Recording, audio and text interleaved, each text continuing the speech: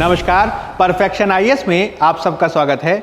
BPSC mains को ध्यान में रखते हुए जो शॉर्ट क्वेश्चंस की तैयारी के संदर्भ में हमने जो अपनी श्रृंखला को शुरू किया है, आज हम उसमें जिस टॉपिक की चर्चा करेंगे उसका संबंध मौर्यकालीन कला से है और मुख्य रूप से हमारा बल किसमें रहेगा, तो मौर्यकालीन स्तंभों पर हम सबसे ज़्यादा बल देंगे। हालांकि मौर्यकालीन स्तंभों को समझने से पहले हमें इसकी कुछ महत्वपूर्ण विशेषताएं समझनी होंगी जो मौर्यकालीन कला से संबंधित है। तो इसके संदर्भ में सबसे पहले तो हमें इस बात को समझना होगा कि जब हम मौर्यकालीन कला की बात करते हैं तो हमें एक ऐसी परिस्थिति को जानने की ज़रूरत है कि किस प्रकार से बिहार के क्षेत्र में हमें एक मौर्य साम्राज्य के रूप में अखिल भारतीय साम्राज्य देखने को मिलता है। वास्तव में ये जो मौर्यकालीन साम्राज्य है उसकी पृष्ठभूमि 6ठी शताब्दी ईसा पूर्व से ही देखने को मिलती है, जब मुख्य रूप से उत्तरी भारत के क्षेत्र में गंगा घाटी के क्षेत्र में हमें 6ठी शताब्दी ईसा पूर्व के काल से ही कुछ बड़े बड़े शहर नजर आते हैं जो इतिहास में 16 महाजनपदों के नाम से प्रसिद्ध हैं। एक तरफ तो यह महाजनपद आर्थिक और मुख्य रूप से वाणिज्यिक आदि गतिविधियों के रूप में भौतिक उन्नति के केंद्र के रूप में देखने को मिलते हैं, वहीं साथ ही साथ हमें यहाँ पे सामाजिक धार्मिक सुधार आंदोलन भी देखने को मिलते हैं, जिसे श्रमण परंपरा के तहत जैन और बौद्ध धर्म आदि के उदय के रूप में भी देखा जा सकता है। इसी पृष्ठभूमि में हम 16 महाजनपदों में ही एक महत्वपूर्ण महाजनपद मगध के उत्थान को देखते हैं और यही मगध का क्षेत्र हमें 4ठी शताब्दी ईसा पूर्व के काल में एक अखिल भारतीय साम्राज्य मौर्य साम्राज्य के रूप में नजर आता है। यानी कहने की बात ये हुई कि जब आप मौर्यकालीन कला की बात कर रहे हैं तो इसकी पृष्ठभूमि के रूप में आपको मौर्य साम्राज्य के उदय को समझने की भी आवश्यकता है, जो अखिल भारतीय साम्राज्य है। यानी 6ठी शताब्दी ईसा पूर्व के बैकग्राउंड को यदि आप बेहद शॉर्ट में लिखने का प्रयास करें तो इसे एक फ्लो चार्ट बनाकर आप लिख सकते हैं। जैसे कि 6ठी शताब्दी ईसा पूर्व में हमें कुछ महत्वपूर्ण प्रवृत्तियां दिखाई देती हैं जो राजनीतिक तौर पे क्या दिखाई देती हैं, तो 16 महाजनपदों के उदय के रूप में, और 16 महाजनपदों के उदय में ही हमें एक महाजनपद में मगध का उत्कर्ष देखने को मिलता है, जो धीरे धीरे आगे बढ़ते हुए एक अखिल भारतीय साम्राज्य के रूप में दिखाई देगा। इसी में हमें आर्थिक रूप में क्या दिखाई दे रहा है, तो एक महत्वपूर्ण कृषि अर्थव्यवस्था का विकास दिखाई दे रहा है, हमें वाणिज्यिक व्यापारिक विकास दिखाई दे रहा है। इसी के समकक्ष आप यह भी देख सकते हैं कि राजनीतिक और आर्थिक विकास के साथ ही इसमें हमें कुछ सामाजिक और सांस्कृतिक धार्मिक विकास भी देखने को मिलता है। जैसे कि यहाँ पे हमें सामाजिक तौर पर ब्राह्मणों और क्षत्रियों के एक उदय को देखने को पाते हैं, जिससे अनेक बार वणिक वर्ग में और सामाजिक रूप पर एक प्रकार का असंतोष और असमानता भी देखने को मिलता है। यह असमानता ही आगे चलकर धार्मिक सामाजिक तौर पर हमें एक सामाजिक धार्मिक सुधार आंदोलनों की श्रृंखला को प्रारंभ करती है, जिसका सबसे ज़्यादा महत्वपूर्ण उदाहरण क्या है, तो श्रमण परंपरा और बौद्ध और जैन धर्म। यही कारण है कि इन सब का संयुक्त प्रभाव हमें कहाँ पे दिखाई देगा, तो मौर्यकालीन कला के उदाहरण के रूप में। इस मैप में भी आप इसे देख सकते हैं, जैसे कि महाजनपदों के काल में लगभग 6ठी शताब्दी ईसा पूर्व में मुख्य रूप से उत्तरी भारत आदि के क्षेत्र में, पूर्वी भारत आदि के क्षेत्र में हम 16 महाजनपदों का उदय देख सकते हैं। इसमें आप कुरु को देख सकते हैं, पांचाल को देख सकते हैं, सूरसेन को देख सकते हैं, मत्स्य को देख सकते हैं। थोड़ा सा दक्कन के क्षेत्र में आएंगे तो अवंती को देख सकते हैं, थोड़ा और दक्षिण में चले जाएंगे तो अश्मक को देख सकते हैं। ठीक यहीं पे आपको वत्स दिखेगा, काशी दिखेगा, यहीं आप देख सकते हैं पूर्वी भारत के क्षेत्र में मगध साम्राज्य को। और धीरे धीरे आप ये पाएंगे कि मगध साम्राज्य विस्तारित हो जाएगा, विविध शासकों के काल में अगल बगल के आसपास के महाजनपदों को अपने में समाहित करता जाएगा और किस तरीके से एक ये अखिल भारतीय शक्ति के रूप में स्थापित होगा। जैसे कि लगभग 325 ईसा पूर्व के काल में जब भारत पे सिकंदर का आक्रमण लगभग देखा जाने वाला है, तब यह नंद एम्पायर के रूप में दिखाई देता है और आगे चलकर ये एक अखिल भारतीय साम्राज्य के रूप में दिखाई देता है, जो लगभग 250 ईसा पूर्व के काल में था और इसे हम पहला अखिल भारतीय साम्राज्य कह सकते हैं। इसका उदाहरण क्या है, तो मौर्य साम्राज्य। और ये जो है मानचित्र में आप देख सकते हैं कि किस तरीके से लगभग पूरे भारत को यह समाहित किए हुए है। अब इसी पृष्ठभूमि में यदि हम श्रमण परंपरा को समझने का प्रयास करें तो ये प्राचीन भारतीय धार्मिक आंदोलन की एक महत्वपूर्ण उदाहरण है, जिसकी उत्पत्ति वैदिक धर्म में देखी जा सकती है। यह मुख्य रूप से एक ऐसी परंपरा का उदाहरण है जिसमें आध्यात्मिक मुक्ति की खोज में एक तपस्वी हमें दिखाई देते हैं, या फिर इनकी श्रृंखला हमें दिखाई देती है, जो एक प्रकार की सख्त और आत्मवंचित जीवन शैली का पालन करते हैं। इसी परंपरा के विविध उदाहरण हमें 6ठी शताब्दी ईसा पूर्व में देखने को मिलते हैं, जो आमतौर पर भिक्षु होते थे, और इन्होंने ही आगे चलकर एक बड़े आंदोलन को जन्म दिया, जिसमें जैन और बौद्ध धर्म सर्वाधिक महत्वपूर्ण है। और आप ये देखेंगे कि किस प्रकार से इनका प्रभाव हमें मौर्यकालीन कला पर भी देखने को मिलता है। इसमें हम जैन और बौद्ध धर्म के जो मुख्य प्रवर्तक हैं उनको देख सकते हैं। अब इसी के साथ ही हम इस बात को समझें कि किस तरीके से जो 6ठी शताब्दी ईसा पूर्व में 16 महाजनपदों की पृष्ठभूमि में लगभग 4वीं शताब्दी तक आते आते जो मौर्य साम्राज्य का उदय देखने को मिलता है, वह एक अखिल भारतीय शासन के रूप में देखने को मिलता है। यह एक ऐसा साम्राज्य था जिसने समाज पर, धर्म पर, कला पर और अर्थव्यवस्था सभी के क्षेत्र में राज्य हस्तक्षेप को देखा, और मौर्यकालीन कला में भी हमें इसका उदाहरण देखने को मिलता है। यही कारण है कि जब भी आपको मौर्यकालीन कला पर प्रश्न को लिखना होगा तो इसमें हमें मौर्यकालीन कला का वर्गीकरण 2 रूपों में किए जाने की आवश्यकता है। इसमें राजकीय कला महत्वपूर्ण है और इसमें लोक कला महत्वपूर्ण है। राजकीय कला के उदाहरणों के रूप में हम महल को याद रखेंगे, इसके उदाहरण के रूप में हम स्तंभ को याद रखेंगे, इसके उदाहरण के रूप में हम स्तूप को याद रखेंगे, और साथ ही साथ इसमें हमें गुफा या गुहा विहार आदि का भी उदाहरण याद रखना है। लोक कला में आप उदाहरण याद रखेंगे कुछ महत्वपूर्ण मूर्तियों का, हम उदाहरण याद रखेंगे मनकों का, और साथ ही मृदभांड आदि का उदाहरण भी आपको ध्यान रखना है। कुछ विद्वानों का यह भी कहना है कि जो राजकीय संरक्षण में गुफाएं आदि बनाई गई उसमें लोगों का भी योगदान था, जिसमें मुख्य रूप से जो श्रेष्ठी वर्ग होता था यानी जो वणिक वर्ग होता था उसने भी कुछ मात्रा में गुफाओं आदि के निर्माण में अपने योगदान को किया। तो उसमें भी आप कुछ लोक कला का प्रभाव देख सकते हैं। अब इसी के तहत यदि मुख्य रूप से मैं आपको महल और स्तंभों के कुछ महत्वपूर्ण उदाहरण बताने का प्रयास करूं जो आपसे परीक्षा में पूछा जा सकता है शॉर्ट क्वेश्चंस के रूप में, तो राजकीय कला के उदाहरण के रूप में हमें महलों के उदाहरण महत्वपूर्ण रूप से देखने को मिलते हैं। आपको ये ध्यान रखना होगा, मौर्यकालीन कला में मुख्य रूप से हम एक तरीके से लकड़ी का व्यापक प्रयोग होने के साथ ही लकड़ी से पाषाण की ओर जाने का भी महत्वपूर्ण उदाहरण देखते हैं।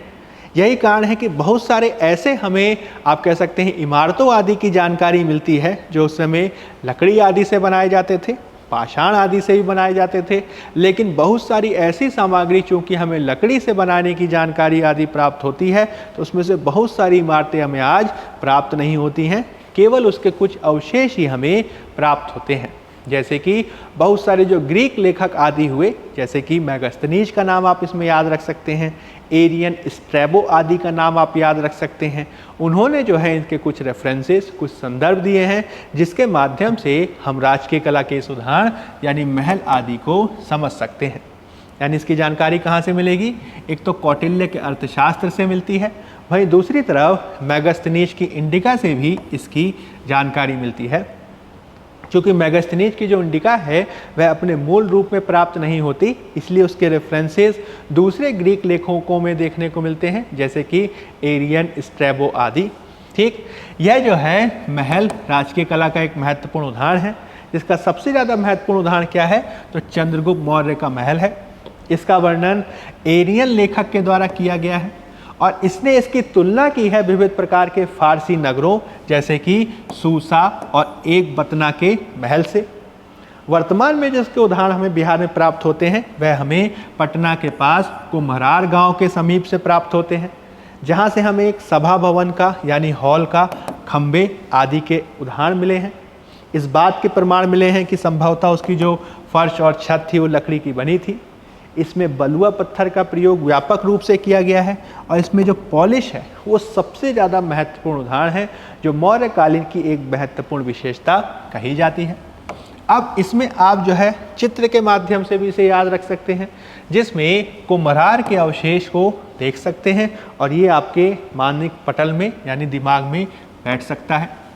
इसके अलावा जो अवशेष मिले हैं वह हमें 80 स्तंभों वाले एक पिलर हॉल की योजना को भी प्रस्तुत करते हैं, जिसके अवशेषों को आप इसमें देख सकते हैं।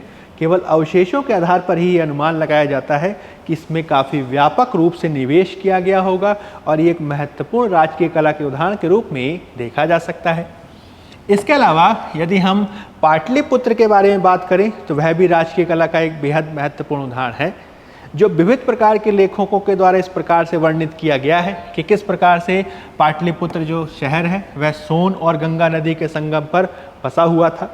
जो विविध प्रकार के वर्णन प्राप्त होते हैं वो बताते हैं कि इसके चारों ओर लकड़ी की दीवार हुआ करती थी, इसकी सुरक्षा के लिए इसके चारों ओर खाई बनाई गई और इसमें प्रवेश आदि करने के लिए इसमें 64 द्वार आदि की भी जानकारी प्राप्त होती है। वर्तमान में जो इसके अवशेष हमें प्राप्त होते हैं वह हमें बुलंदी बाग आदि के क्षेत्र से प्राप्त होते हैं। इसकी जो योजना का एक मैप वगैरह या योजना का आप कह सकते हैं क्षेत्रफल वगैरह का जो उदाहरण देखा गया है आप यहाँ पे देख सकते हैं। मुख्य रूप से इस मैप में बुलंदी बाग का क्षेत्र देखा जा सकता है। यहाँ पे आप कुम्हरार का भी क्षेत्र देख सकते हैं और किस तरीके से पाटलिपुत्र और आधुनिक पटना में बुलंदी बाग का स्थान था उसको इस मानचित्र में देखा जा सकता है और आप इसे याद भी रख सकते हैं। ठीक है, तो अगर महल राजकीय उदाहरण के रूप में देखा जाए तो इसमें इसके कुछ बिंदु लिखे जा सकते हैं। हालांकि मौर्यकालीन जो आप कह सकते हैं कला है उसका सबसे ज़्यादा महत्वपूर्ण उदाहरण क्या है, तो उसका सबसे ज़्यादा महत्वपूर्ण उदाहरण उसके पिलर्स हैं या उसके स्तंभ हैं। ये क्या है, तो मौर्यकालीन कला के सर्वश्रेष्ठ नमूने हैं। हमें इसकी कुछ महत्वपूर्ण विशेषताएं याद रखनी है, यानी किस तरीके से इनको बनाया गया था। सबसे महत्वपूर्ण जो इसकी विशेषता है वो है कि ये एकाश में है। एकाश का मतलब क्या हुआ कि ये मोनोलिथिक है, यानी एक ही पत्थर को जो है इनका इस्तेमाल किया गया है और उससे पूरे स्तंभ का निर्माण किया गया है। आगे हम इसकी तुलना जो है विविध प्रकार के ईरानी स्तंभों से करेंगे, जिसमें ईरानी जो स्तंभ हैं वो विविध प्रकार के पत्थरों को जोड़ के बनाए जाते थे, जबकि पूरे जो हमें मौर्यकालीन स्तंभ प्राप्त होते हैं वो हमें एक प्रकार से एक ही पत्थर का प्रयोग करके देखने को मिलते हैं। सामान्य रूप से इसमें जो एक एकाश में यानी मोनोलिथिक यानी एक ही पत्थर का प्रयोग करके जो स्तंभों का निर्माण किया गया है उसमें बलुआ पत्थर से इनका निर्माण किया गया और इसमें अधिकांश में हमें दम्भ लेख या शासन के आदेश देखने को मिलते हैं, जिसे मुख्य रूप से सम्राट अशोक के द्वारा अपनी जनता को संदेश देने के लिए या राजकीय आदेश प्रसारित आदि करने के लिए बनवाया गया। इनकी जो ऊंचाई है वो 35 से 50 फीट तक है और ये काफ़ी बेहतरीन रूप से पॉलिशदार हैं, चमकदार हैं, लंबे हैं, सुडौल हैं। इनकी एक महत्वपूर्ण विशेषता क्या है, तो ये ऊपर से नीचे जैसे बनाए गए हैं तो हमें पतले होते हुए नजर आते हैं, यानी नीचे से ऊपर की ओर जाने पर यह पतले हैं। अनेक स्थानों से प्राप्त हुए हैं, जिसमें बिहार आदि के स्थान में आप लौरिया अरिराज, लौरिया नंदनगढ़ आदि का नाम याद रख सकते हैं, रामपुरवा आदि का नाम याद रख सकते हैं। इसके अलावा यह मध्य प्रदेश में सांची और उत्तर प्रदेश में सारनाथ आदि स्थानों से भी प्राप्त होते हैं। अब यदि मैं इसको चित्र के माध्यम से आपको बताने का प्रयास करूं तो जो स्तंभ है उसमें हमें जो है विशेष रूप से एक रूपता दिखाई देती है, यानी ये ज़्यादातर जो हैं एक ही प्रकार से निर्मित किए गए हैं।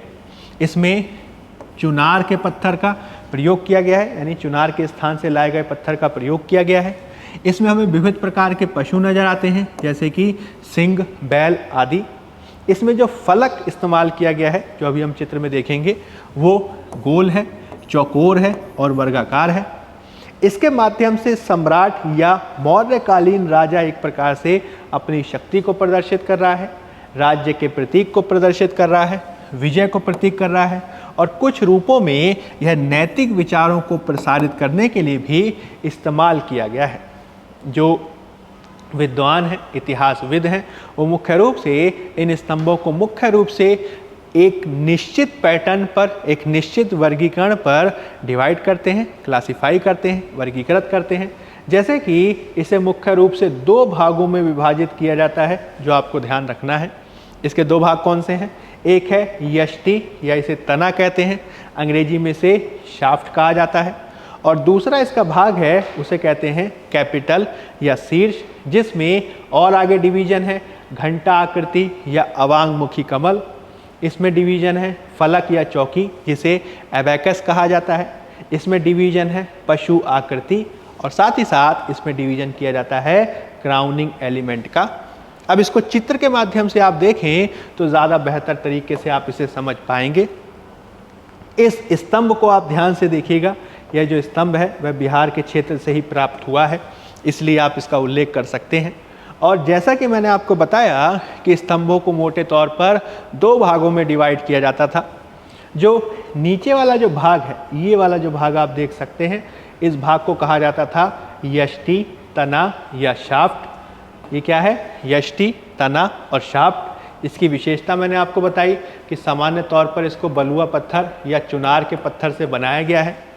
सामान्य तौर पर ये कैसा है? तो ये एकाश्म है, यानी मोनोलिथ है, यानी एक ही पत्थर से इसको बनाया गया है।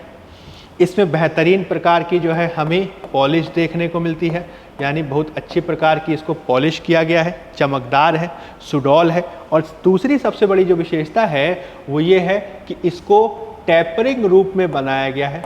टेपरिंग रूप का मतलब क्या हुआ कि अगर हम इसको देखें तो आप ये पाएंगे कि ऊपर से नीचे की तरफ जाने में, जैसे कि यहाँ से इधर की तरफ जाएगा तो ये पतला होता देखने को मिलता है, यानी यूं करके जो है ये पतला होता देखने को मिलता है। तो ये इसकी तना, शाफ्ट आदि की कुछ विशेषताएं हैं। अब इसी के ऊपर जो है हमें एक कैपिटल या शीर्ष देखने को मिलता है। क्या है? कैपिटल या शीर्ष। अभी जो कैपिटल या जो शीर्ष है उसकी और आगे जाकर वर्गीकरण किए गए हैं। जैसे कि इसके दो उदाहरण आप देख सकते हैं। ये वाला जो है ये बिहार के क्षेत्र से प्राप्त हुआ है और ये वाला जो है ये सारनाथ के क्षेत्र से प्राप्त हुआ है। तो ये जो कैपिटल या शीर्ष है इसको कैसे आगे डिवाइड किया जाता है? तो इस कैपिटल या शीर्ष में सबसे नीचे तो आप देख सकते हैं क्या है? तो यष्टि, तना या शाफ्ट है, यानी ये वाला जो इसका पूरा आप कह सकते हैं तना है, जिसके ऊपर ये आधारित है। फिर इसके ऊपर जो आकृति बनी हुई है इसको घंटा आकृति या अवांगमुखी कमल यानी इन्वर्टेड लोटस, उल्टा कमल की आकृति कहा जाता है। इसके ऊपर एक चौकी होती है जिसे फलक चौकी या अबैकस कहते हैं। ये आप देख सकते हैं, ये गोलाकार भी हो सकती है, ये चौकोर वर्गाकार भी हो सकती है, जैसे कि यहाँ पे दिखाई दे रही है। इसके ऊपर डिज़ाइन नहीं भी हो सकते हैं, इसके ऊपर डिज़ाइन हो भी सकते हैं। ठीक, इसके ऊपर क्या होता है? एक पशु आकृति है जो अलग अलग पशु हैं। जैसे कि यहाँ पे आप एक सिंगल शेर को देख सकते हैं, सिंह की आकृति है। यहाँ पे 4 सिंह आपको दिखाई देंगे जो उकड़ू बने बैठे हैं। ठीक है, इसको राजकीय चिन्ह के रूप में अपनाया गया है। और कहीं कहीं ये जो स्तंभ है उसमें हमें एक और आकृति भी देखने को मिलती है जिसे क्राउनिंग एलिमेंट कहा जाता है। जैसे कि ये क्या है? यह भी इसका एक भाग है। ये कुछ स्तंभ शीर्षों में देखने को मिलता है। यानी जब भी आपसे इस पर क्वेश्चन पूछा जाएगा तो आप इसको इस प्रकार से वर्गीकृत करेंगे। अब इसमें जो सबसे ज़्यादा महत्वपूर्ण जो डिबेट है जिस पे आपको क्वेश्चन पूछा जा सकता है, तो कई सारे इतिहासकार हैं, वह है इस प्रकार के जो स्तंभों की आकृति है उन स्तंभों में विदेशी प्रभाव को सबसे ज़्यादा महत्वपूर्ण रूप से बताते हैं।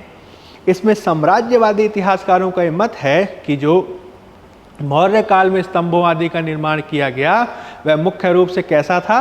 तो वह ईरानी, मुख्य रूप से ईरान के शासकों से प्रभावित है। हालांकि वर्तमान में इस पूरी ऐतिहासिक डिबेट में इस बात पर बल दिया जाता है कि ये जो ईरान के स्तंभ हैं वह अलग हैं, जो भारतीय स्तंभ हैं उनको अलग प्रकार से बनाया गया है। यानी दोनों में बहुत सारे अंतर हैं, जिसमें मौर्यकालीन स्तंभ मुख्य रूप से भारतीय विशेषताओं से युक्त हैं। तो इसमें कौन कौन से अंतर हैं इसको आप इसमें देख सकते हैं। जैसे कि जब हम मौर्यकालीन स्तंभों की बात करते हैं तो जैसा कि मैंने आपको बताया कि जो मौर्यकालीन स्तंभ हैं वो कैसे हैं? तो मोनोलिथ हैं। ठीक है, मोनोलिथ का मतलब क्या हुआ कि उनको एक ही पत्थर का प्रयोग करके बनाया गया है, जो बलुआ पत्थर है, चुनार का पत्थर है। और ये किस रूप में है? तो ये एकाश्म है। वहीं दूसरी तरफ जब हम ईरानी शासकों के स्तंभ देखते हैं तो वो कैसे हैं? तो वो चिनाईदार हैं। चिनाईदार का मतलब क्या हुआ कि कई पत्थरों को जोड़कर जो है उनका निर्माण किया गया है। तो सबसे पहला महत्वपूर्ण अंतर इनकी संरचना में है। दूसरा जो अंतर है वो ये है कि मौर्यकालीन जो स्तंभ है वो हमें समतल या सपाट रूप में दिखाई देते हैं। जैसे कि आप इस चित्र में देख सकते हैं, ये समतल या सपाट है। ठीक है, यहाँ पे आप देख सकते हैं ये जो मौर्यकालीन स्तंभ हैं वो समतल या सपाट रूप में दिखाई देते हैं। वहीं दूसरी तरफ जो ईरानी स्तंभ हैं वो नालीदार हैं, या फिर इसे कहते हैं वो गराड़ीदार हैं, यानी उसको गराड़ी रूप में बनाया गया है, उसमें नालीदार बनाया गया है। उसमें जो है आप कह सकते हैं एक प्रकार से ऐसी संरचनाएं हैं जो इसे समतल या सपाट नहीं दर्शाती हैं। इसके अलावा जो तीसरा आधार है वो ये है कि मौर्यकालीन जो स्तंभ हैं वो किसी बिना प्लेटफॉर्म के नज़र आते हैं, यानी वो सीधे ज़मीन पर ही हमें खड़े नज़र आते हैं। ऐसे करके ये जो है सीधे ज़मीन पर ही हमें खड़े नज़र आएंगे।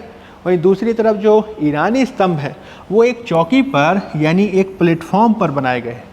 जैसे कि भूमि है, इसके ऊपर एक प्लेटफॉर्म बनाया गया और फिर इसके ऊपर जो है स्तंभों को बनाया गया। ठीक, तो भारत में मौर्यकालीन स्तंभ क्या है, तो बिना किसी प्लेटफॉर्म के, बिना किसी चौकी के, बिना किसी आधार के सीधे जमीन पर ही निर्मित दिखाई देते हैं। इसके अलावा मौर्यकालीन स्तंभों में हमें पशु आकृति दिखाई देती है, जिसमें रामपुरवा के क्षेत्र में बैल आकृति दिखाई दे रही है, सिंह की आकृति दिखाई दे रही है। लेकिन दूसरी तरफ जो ईरानी स्तंभ आदि हैं उसमें कई स्तंभों पर मानव आकृति हमें देखने को मिलती है, जो इससे अंतर है। इसके अलावा मौर्यकालीन स्तंभों की सबसे बड़ी विशेषता क्या है, तो मौर्यकालीन जो स्तंभ हैं यदि हम उन्हें ध्यान से देखें तो ऊपर से नीचे की ओर जाते हुए, यानी हम देखें तो ऊपर से नीचे की ओर जाते हुए जो है वो हमें एक प्रकार से पतले दिखाई देते हैं, यानी वो पतले होते नज़र आ रहे हैं। वहीं दूसरी ओर जो ईरानी स्तंभ हैं वो एक समान रूप में हमें दिखाई देते हैं। इसके अलावा हमें यह भी ध्यान रखना होगा कि मौर्यकाल की एक सबसे बड़ी विशेषता ये है कि वह पॉलिश युक्त है, जबकि गराड़ीदार या नालीदार होने के चलते, चिनाईदार होने के चलते इस पर हमें पॉलिश नहीं देखने को मिलती है। तो यदि मौर्यकालीन स्तंभों की ईरानी स्तंभों के साथ यदि तुलना करनी हो तो ये कुछ ऐसे पॉइंट्स हैं जिनको आप एक्सप्लेन कर सकते हैं। इसके अलावा आपको यह भी ध्यान रखना है कि इसमें सारनाथ का जो सिंह स्तंभ है वो सबसे ज़्यादा महत्वपूर्ण उदाहरण है, और इसी को भारत के द्वारा इसकी बहुत सारे जो आप कह सकते हैं गुण हैं उसको जो है हमने राजकीय चिन्ह के रूप में अपनाया है। ठीक, इसमें हमें जो शाफ्ट और अवांगमुखी कमल देखने को मिलता है वो काफ़ी महत्वपूर्ण है। ये गोल चौकी पे दिखाई देता है जिसमें बैल, घोड़ा, हाथी और शेर हैं।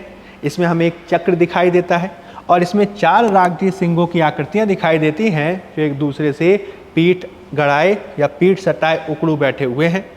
इसमें मुख्य रूप से आपको ये ध्यान रखना है कि इसमें अगर हम चक्र को छोड़ दें और जो अवांगमुखी कमल के आधार को छोड़ दें तो इसका जो शीर्ष है उसको हमें राष्ट्रीय प्रतीक के रूप में अपनाया गया है, यानी इसका ये वाला जो भाग है वह सबसे ज़्यादा महत्वपूर्ण है, जिसे राष्ट्रीय प्रतीक के रूप में अपनाया गया है, जिसे ध्यान में रखे जाने की आवश्यकता है।